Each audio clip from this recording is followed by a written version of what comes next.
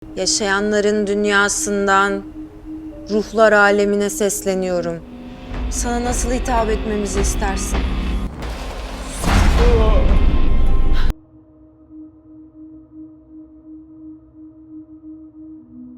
Disutradarai oleh Erkut Altindak dan Volkan Özgunus, film ini menggabungkan elemen horor supranatural dengan mitologi Asia Tengah yang tidak hanya berpusat pada jin dan sihir. Berkisah tentang 4 mahasiswa kedokteran gigi yang melakukan ritual pemanggilan arwah dengan menggunakan buku liturgi kuno. Tanpa disadari, mereka berhasil memanggil roh jahat dari dimensi lain yang mengancam keselamatan jiwa. Sosok yang datang berasal dari kepercayaan Asia Tengah yang penuh dengan dendam dan haus akan kekacauan dunia. Seiring waktu, 4 muda-mudi itu mengalami kejadian supranatural mengerikan yang membuat perilaku mereka semakin aneh. Dalam upaya untuk membebaskan diri dari kutukan tersebut, mereka harus menggali sejarah kelam di balik ritual liturgi kuno. Akankah mereka selamat? Berikut ceritanya.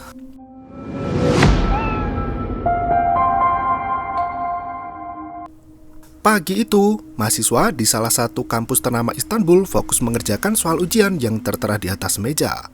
Suasana kampus tampak sunyi dan kondusif agar para peserta ujian tidak terganggu. Baturan masih sempat melongok ke depan meja hingga mendapat teguran keras dari penjaga kelas. Cheng menjadi orang pertama yang keluar dari ruang ujian. Ia menunggu 2 temannya, Ilaida dan Batuhan yang bertahan sangat lama. Cheng sampai tak sabar dan bertanya jawaban sebanyak apa yang mereka tulis di kertas ujian. Ilaida dan Batuhan tak secerdas Cheng yang bisa menjawab semua pertanyaan dengan cepat dan sempurna. Mereka justru mengejek Cheng yang menangis sesenggukan ketika mendapat nilai 98. Karena mengambil banyak mata kuliah, Cheng harus mengikuti ujian kedua di hari yang sama. Ia meminta Ilaida dan Batuhan untuk menunggu di kantin kampus. Sementara itu, Aisyah dan Maryam sudah nongkrong di perpus untuk belajar bersama. Maryam mengeluhkan mata kuliah yang sangat sulit dengan dosen killer yang membuatnya ingin mati saja. Aisyah berusaha memberi semangat, apalagi ujian akan dimulai 40 menit lagi. Setelah itu, mereka akan terbebas dari mata kuliah mematikan. Aisyah mendapat pesan dari Batuhan yang meminta bertemu di kantin selepas ujian. Sore harinya, Ilaida, Batuhan, dan Cheng sudah nongkrong di kantin untuk mengisi perut sambil bercerita panjang lebar.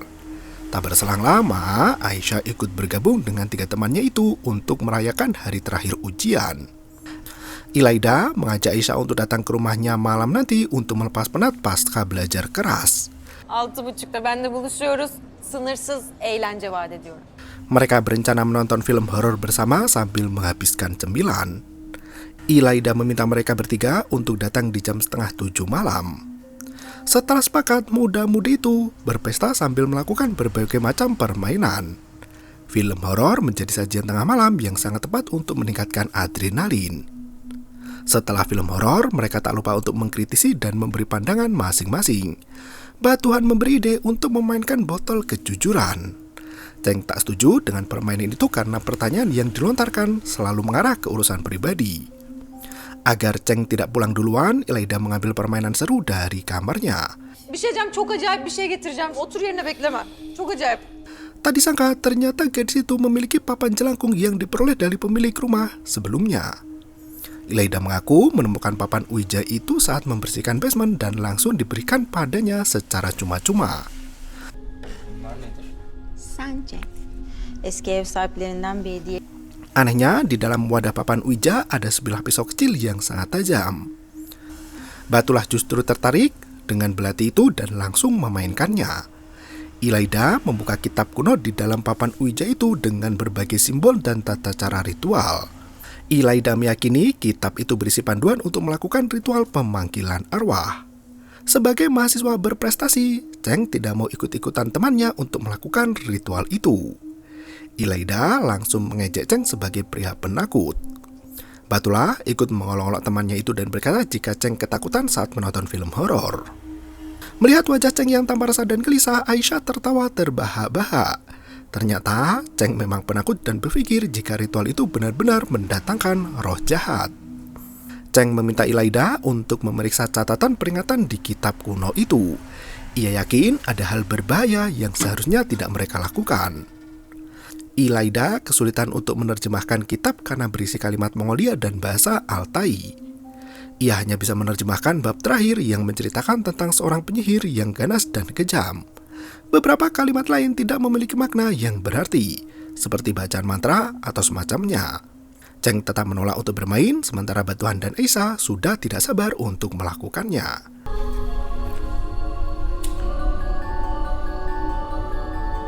Mereka memaksa Cheng untuk ikut serta karena mau tak mau mereka harus melakukannya. Mereka mulai menyalakan lilin dan meletakkan jari di atas segitiga. Şimdi herkes parmaklarını üçgene koyacak ve seans biter. Ilaida membaca mantra pemanggilan arwah dari dunia roh ke dunia orang hidup. Ey ruh. Tak berselang lama, barang benda di rumah Ilaida terjatuh ke lantai dengan sendirinya. Gadis itu meminta 3 temannya untuk tetap tenang dan jangan melepaskan tangan.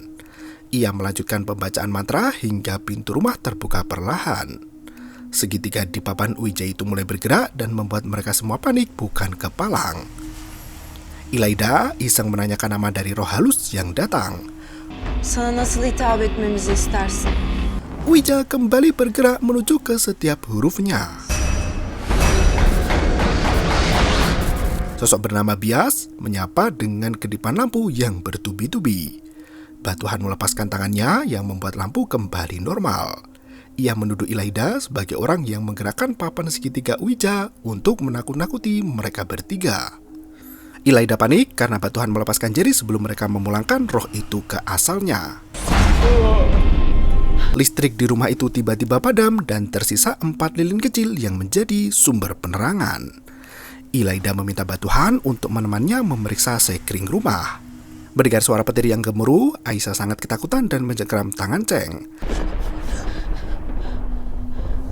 Untungnya listrik kembali menyala dan 3 teman Ilaida langsung pulang semua.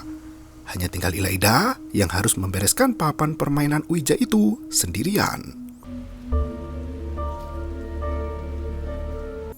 Setelah membereskan rumah, Ilaida mengambil susu untuk diminum sebelum tidur.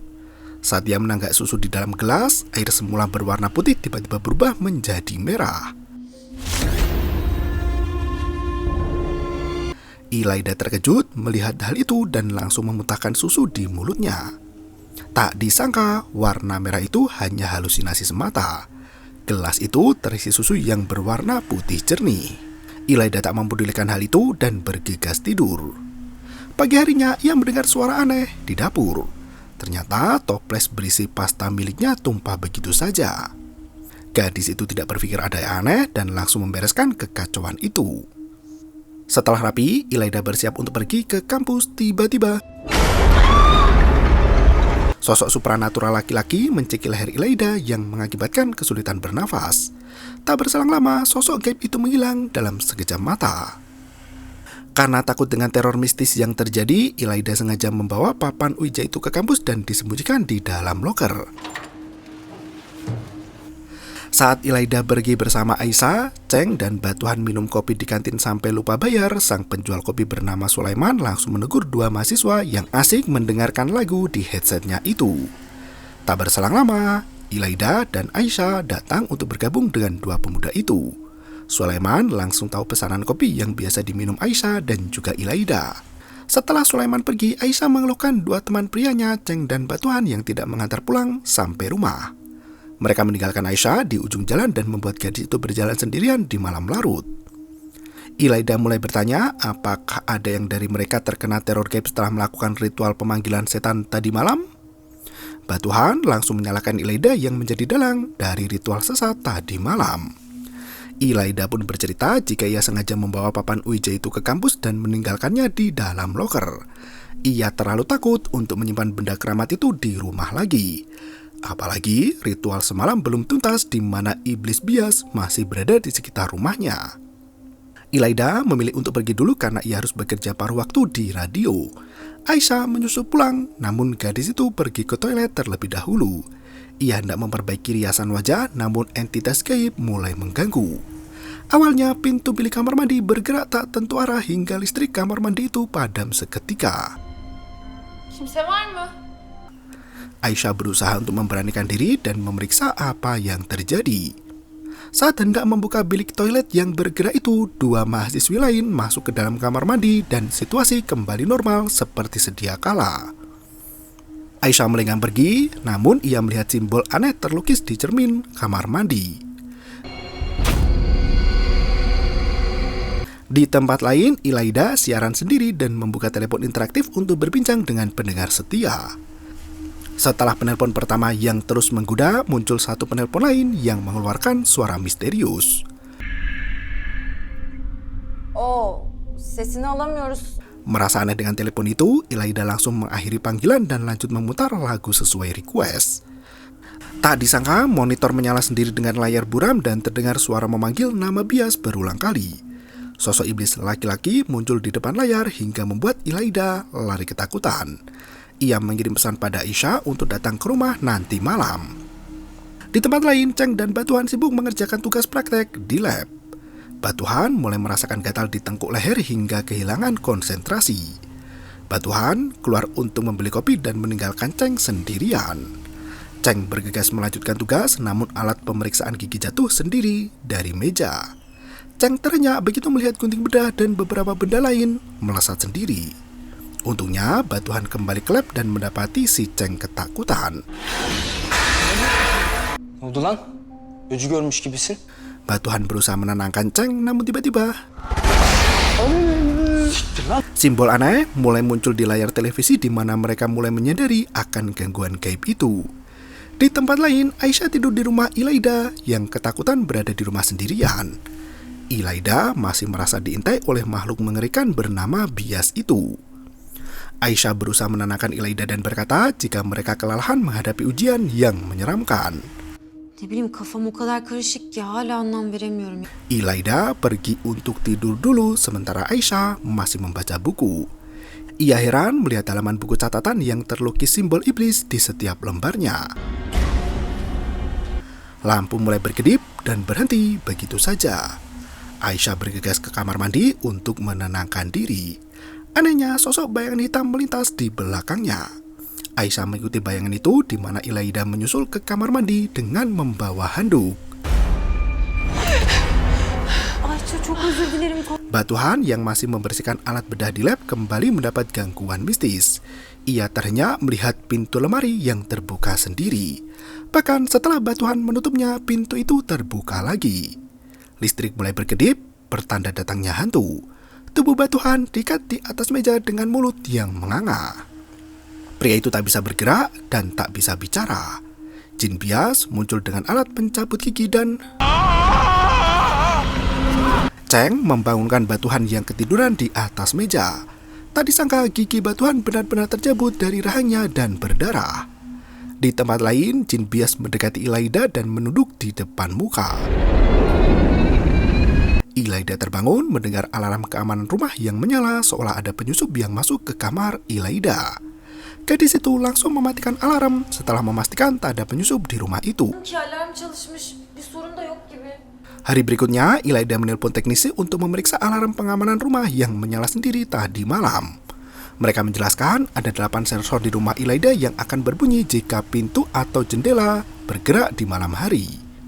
Tepat pukul 3:45 dini hari, alarm di semua sensor menyala bersamaan. Secara teknis, hal itu tidak mungkin terjadi di mana ada pencuri yang masuk dari 8 titik berbeda. Mereka yakin alarm mengalami gangguan atau kerusakan. Ilaida dan Aisyah berangkat ke kampus untuk bertemu dengan Cheng juga Batuhan. Mereka berempat kini menyadari akan bahayanya teror iblis.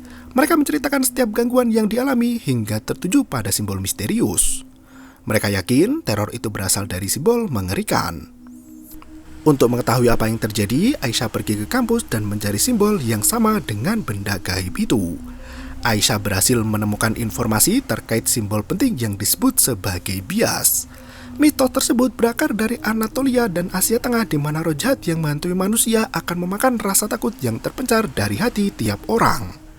Makhluk gelap itu akan mempermainkan kejiwaan manusia hingga mereka tak bisa membedakan dunia nyata dengan halusinasinya sendiri. Mimpi dan kenyataan akan bercampur dan membuat korban tidak bisa bangun lagi. Semakin banyak rasa takut yang dimakan oleh sosok iblis itu, maka kekuatannya kian bertambah pesat. Aisyah memotret halaman buku terkait penjelasan iblis bias itu dan melenggang pergi. Saat ia menutup buku, tiba-tiba semua berubah menjadi gelap gulita. Suasana di perpustakaan itu ikut berubah sepi tanpa ada siapapun di sana. Aisyah bergegas mengemasi barang pribadinya dan melenggang pergi. Sosok misterius muncul dari belakang bersiap untuk menyergap. Aisyah berlari kencang untuk menyelamatkan diri, tapi naasnya ia terjatuh di lorong gelap. Iblis bias berjalan cepat menghampiri dan menyeret kaki Aisyah menuju ke antah berantah. Suara teriakan Aisyah sama sekali tak terdengar oleh manusia. Pagi harinya, Batuhan, Cheng, dan Ilaida bingung mencari keberadaan Aisyah yang tak bisa dihubungi. Sesampainya di kampus, polisi menyegel tempat itu karena jasad Aisyah ditemukan tak bernyawa di depan gedung. Aisyah? Tak ada yang tahu apa penyebab kematian dari Aisyah. Polisi meminta 3 teman dekat Aisyah untuk memberi keterangan terkait kematian misterius itu. Cheng tak bisa terima karena ia sendiri menderita gangguan mistis yang nyata. Batuhan meminta Cheng untuk bersikap dewasa dan menceritakan sesuai kenyataan yang ada pada polisi. Mereka terlibat debat sengit hingga Ilaida terpaksa memisahkannya. Tak disangka simbol bias muncul di tengkuk leher mereka bertiga.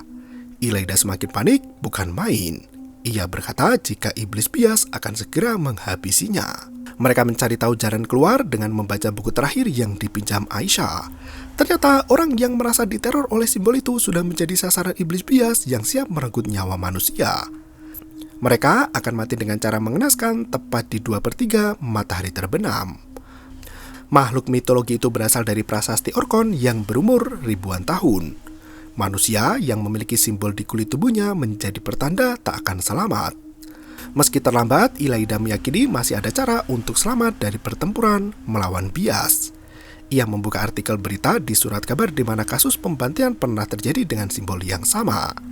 Tak disangka pembantian itu terjadi di rumah Ilaida dan menewaskan keluarga pemilik sebelumnya.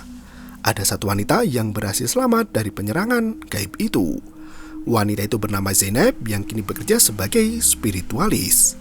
Zainab rutin melakukan ritual pemurnian untuk melindungi diri dari roh jahat. Ritual pembersihan dan perlindungan itu dilakukan di rumah Zainab tak jauh dari pusat kota. Nasnya Zainab ditangkap polisi atas tuduhan penipuan. Dalam masa penyelidikan, kondisi mental Zainab mengalami gangguan yang sangat hebat hingga dipindahkan ke rumah sakit jiwa. Akhirnya mereka bertiga pergi ke rumah sakit dengan membawa papan Ouija. Sesampainya di sana, kamar Zainab penuh dengan simbol dan gambar sosok bias yang mengerikan. Begitu melihat simbol di tengkuk leher mereka bertiga, Zainab langsung curiga dan mengolok-olok muda-mudi itu sebagai domba incaran setan. Ilaida menceritakan jika kini mereka tinggal di rumah lama Zainab dan diteror oleh sosok iblis bernama Bias. Ia menunjukkan papan Ouija itu pada Zainab hingga membuat penyakit mentalnya semakin parah. Zainab berkata roh bias masih menginginkan darah manusia dan akan terus menghantui kehidupan manusia. Zainab menceritakan kekejaman bias saat merenggut nyawa keluarganya sendiri. Gadis itu memainkan papan Ouija bernama sepupu dan mengajukan beberapa pertanyaan pada bias. Ternyata bias adalah pangeran Mongol yang haus darah. Sang pangeran tertarik dengan ilmu hitam yang memberikan kekayaan dan kehidupan kekal. Ia mulai mempelajari ilmu hitam dengan cara membantai manusia tak bersalah. Bias meminum darah mereka sampai habis dan membakar semua jenazah yang menggunung. Bias dikutuk karena kebrutalannya sendiri dan jasadnya tak diterima di bumi. Bahkan saat ia meninggal, tak ada satu negeri pun yang mau menerimanya. Tujuan Bias hanya satu, yaitu melanggengkan ilmu hitam yang sudah dipelajari dan membunuh anak manusia. Meski berhasil selamat dari maut, Zainab kehilangan semua anggota keluarga yang telah dibantai di depan mata dengan sangat keji. Iblis itu mencekik leher Zainab sampai akhirnya tak sadarkan diri. Untungnya, Zainab masih bisa bernafas dan ditemukan oleh tim medis. Wanita itu menjelaskan bahwa mereka harus melakukan ritual itu untuk memulangkan Bias ke alamnya. Zainab mengambil belati kecil di dalam papan Ouija dan berkata bahwa belati itu akan melindungi mereka dari serangan iblis. Ia memperingatkan agar mereka tidak kabur sebelum ritual berakhir. Untuk melakukan ritual kedua, Zainab meminta agar mereka melakukannya di tempat yang ramai dan banyak orang. Sebelum mereka pergi, Zainab memberikan kalung jimat pada Ilaida. 3 mahasiswi itu kembali ke kampus untuk mengambil mobil. Saat Batuhan berada di parkiran, ia melihat sosok perempuan yang sangat mirip seperti Aisyah. Ia langsung memeluk wanita itu dan sosok bias muncul bersama arwah Aisyah yang masih dijadikan budak iblis. Sementara Batuhan mati di parkiran kampus setelah tertabrak mobil yang melintas. Sementara itu, Ilaida dan Cheng menyiapkan ritual di ruang perpustakaan. Setelah siap, Cheng berusaha menelpon Batuhan, namun pria itu tak bisa dihubungi. Karena Batuhan tak kunjung datang, Cheng dan Ilaida memulai ritual berdua saja. Ilaida memanggil iblis bias untuk menerima undangan darinya sekali lagi. Ilaida memohon agar bias kembali ke alamnya dan tidak mengganggu dunia manusia lagi. Gangguan semakin terasa di mana benda perpus terjungkal ke lantai. Cheng berusaha untuk tetap tenang dan tidak menarik diri dari ritual pembersihan itu. Anehnya, arwah Aisyah muncul dengan nada marah. Aisyah menyalahkan Cheng yang tidak setia kawan dan hanya mementingkan keselamatannya sendiri. Ilaida menyadari jika Cheng melihat sesuatu. Ia berusaha untuk mengalihkan pikiran Cheng dan berkata jika semua itu tidak nyata. Dengan jimat pemberian Zainab, Ilaida membaca mantra untuk memulangkan bias ke alam baka. Defol bias! Setelah gangguan terhenti, Ilaida melepas jarinya dan memeriksa simbol di tengkuk leher Cheng. Beruntung, simbol itu sudah menghilang dari tubuh mereka berdua. Ilaida langsung memeluk Cheng karena mereka berhasil selamat dari serangan gaib mematikan. Mereka berkemas untuk pulang dan turun melalui tangga. Cheng kembali ke perpus karena ponselnya ketinggalan. Tak disangka ponsel Cheng mendapat panggilan masuk dari Batuhan. Saat telepon itu diterima, lampu perpus mati seketika dan simbol kematian itu muncul kembali. Ilaida menyadari ada yang tak beres dan berlari menyambangi Cheng. Pemuda itu mengambil belati sebagai alat perlindungan diri jika iblis bias menyerang secara tiba-tiba. Benar saja, iblis itu muncul dari belakang dan langsung memukul kepala si pemuda. Arwah Aisyah dan Batuhan sudah berpihak ke iblis bias dan membawa serta arwah Batuhan bersamanya. Ilaida memeriksa ke dalam perpus karena Cheng tak kunjung kembali. Dari situ melihat jasad Cheng yang sudah tak bernyawa di antara rak buku. Lampu berkedip di mana sosok iblis bias muncul di depan mata. Ilaida bergegas mengambil belati, namun pisau itu melesat tepat di depan kaki bias. Ilaida yang ketakutan berlari mencari jalan keluar, namun iblis bias masih mengejar dan terus mengikuti. Ilaida masih melepaskan diri dan bersembunyi di dalam laboratorium. Ia mengambil gunting untuk menyerang iblis itu, namun ternyata petugas medis yang menemukan Ilaida tak bernafas langsung memberi kejut jantung untuk menyelamatkan denyut jantungnya. Kalung jimat itu masih dikenakan di leher Ilaida. Berkat kalung itu, Ilaida masih bisa selamat dari maut dan hidup sejahtera. Beberapa tahun berikutnya, datang 2 orang mahasiswa yang membawa papan uja ke rumah Ilaida. Kini gadis itu harus menjadi pengganti Zainab yang bertugas untuk menyelamatkan banyak jiwa, dan film pun berakhir. Film ini menampilkan sinematografi yang solid dan penggunaan lokasi dan pencahayaan yang efektif dan menciptakan atmosfer mencekam yang mendukung tema horor supranatural. Film ini tidak hanya menyajikan kisah horor tetapi juga mengandung makna mendalam yang dapat diinterpretasikan. Dengan mengangkat mitologi Asia Tengah, film ini menunjukkan bagaimana entitas dari masa lalu dapat mempengaruhi masa kini.